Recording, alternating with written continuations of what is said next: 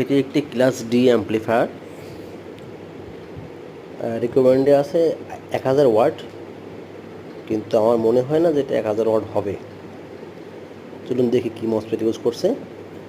আমরা এটাকে খুলে দেখি কি মসফেট ইউজ করেছে।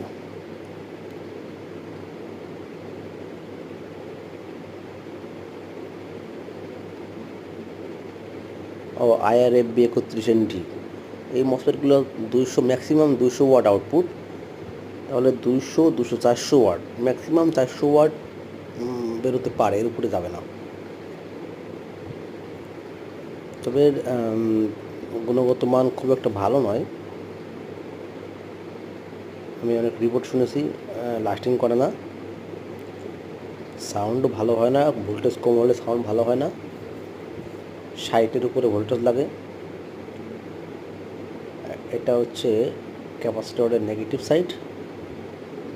তাহলে এই পিনটা হচ্ছে নেগেটিভ ভোল্টেজ, এটি সাইডটা নেগেটিভ ভোল্টেজ।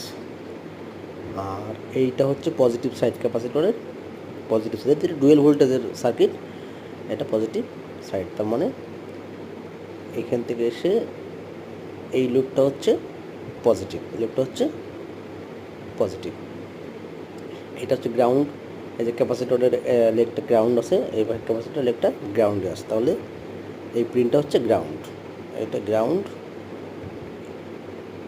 এটা হচ্ছে গ্রাউন্ড। তাহলে এটা গ্রাউন্ড, এটা নেগেটিভ ভোল্টেজ, এটাও গ্রাউন্ড, এটাও গ্রাউন্ড, এইটা আউটপুট, এটা স্পিকার।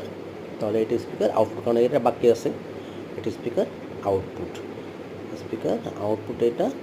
আর স্পিকার ইনপুট হচ্ছে এই যে সকেটটা, স্পিকার ইনপুট, সাদা সকেটটা হচ্ছে স্পিকার ইনপুট। তবে আমার রিকমেন্ড হবে যে এই অ্যাম্পলিফায়ারটাকে ইউজ করবেন না, এটা খুব একটা ভালো না।